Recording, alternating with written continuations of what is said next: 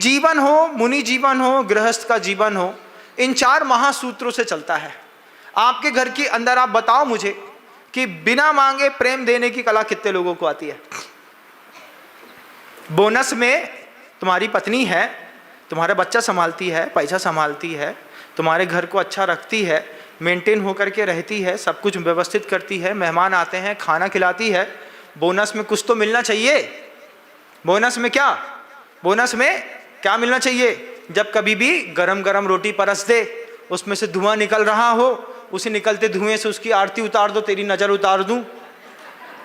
जोर मारा चाले तो हीरा मोतियासु थारी नजर उतार दूं।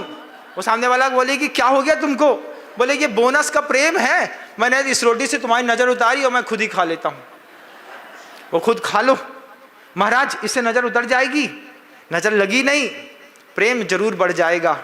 वे बोलेगी पत्नी, हमारे श्रीमान गरम रोटी से हमारी नजर उतारते हैं, तुमने कभी उतारी तो नहीं होगी।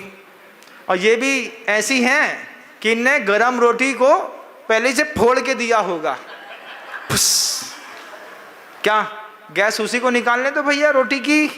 हो सकता है तुम्हारा पति तुमको चाहता हो तो गरम रोटी से तुम्हारी भाप से, ये क्या है तुम इतना करती हो मेरे लिए, बोनस में मैं तुम्हारी नजर 3 बार जय गणेश जय गणेश जय गणेश देवा, माता जाकी पार्वती पिता महादेवा स्वाहा।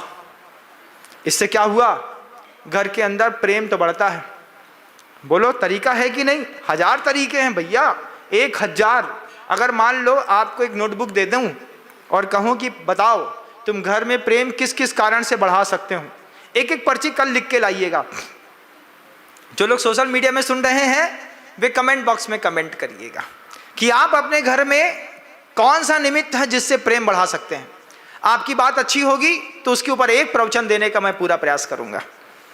लेकिन कमेंट बॉक्स में लिखिए कि किस कारण से घर में प्रेम सबसे ज्यादा बढ़ सकता है, और आप कल एक एक पर्चे में लिख करके आइए कि प्रेम बढ़ाने के घर में कौन से तरीके हैं।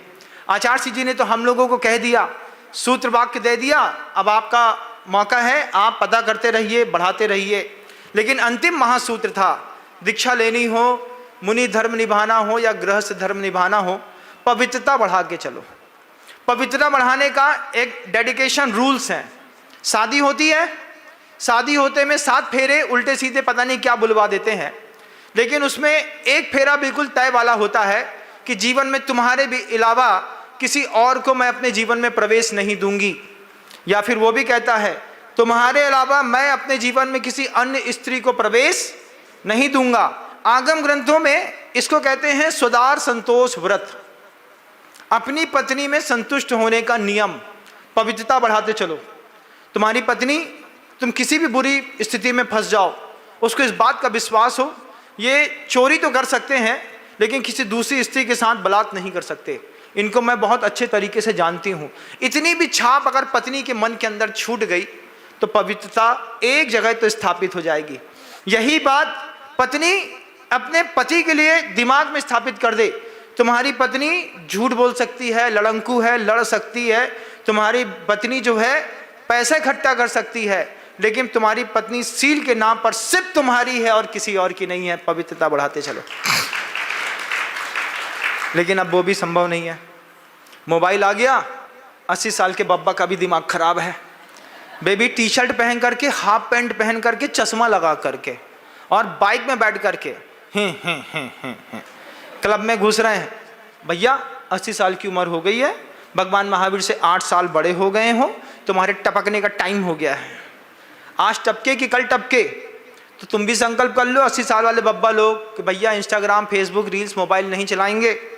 लेकिन उनका भी टाइम नहीं कटता। मत काटे नहीं कटते दिन ये रात काट, क्या है वो गाना है ना, वैसे ही है। 80 साल का बब्बा बोल रहा है मोबाइल के बिना दिन रात नहीं कटते। उनसे भी कहेंगे पवित्रता बढ़ाते चलो। अगर अंतिम श्वास निकलने से पहले तुमको इस बात की संतुष्टि हुई कि गुरुदेव के दिए गए 4 सूत्रों में मैंने अपने जीवन को जी करके देखा। आचार्य जी ने कभी हम लोगों से नहीं कहा तुम लोगों के अंतर मन में पाप है, मान है, लोभ है, मायाचारी है, दुरात्मा हो, जड़ दिया हो, विवेक से विकल हो। ये दुर्गुण, ये कमजोरियां तो गुरुजी जानते थे, लेकिन कमजोरियां कभी नहीं बताई।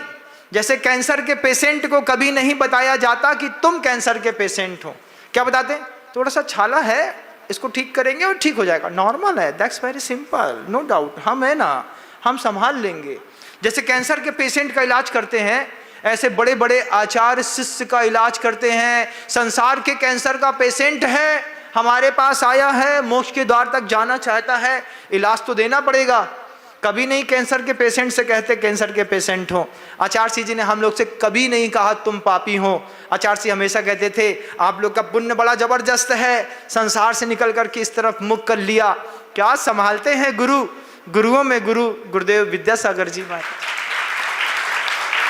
4 बड़े सूत्र हैं, पुण्य का बंध बढ़ाते चलो, प्रेम बढ़ाते चलो, पवित्रता बढ़ाते चलो, प्रसन्नता बढ़ाते चलो।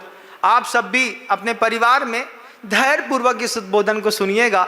आपको लगे कि बदलाव की आपके परिवार में भी जरूरत है, बिना संकोच किए प्रेम, प्रसन्नता, पवित्रता और पुण्य का बंध अपने परिवार में बढ़ाने की कोशिश करिएगा। आपका आपके जीवन में एक नया रस जरूर आएगा। शब्दों को विराम देते हैं। गुरुदेव श्री विद्यासागर जी महाराज। जय हिंद दोस्तों, अगर आपको मेरी वीडियो अच्छी लगती है तो प्लीज़ मेरे चैनल को लाइक, शेयर, सब्सक्राइब करिए और इसी तरह से अपना प्यार देते रहिए। धन्यवाद।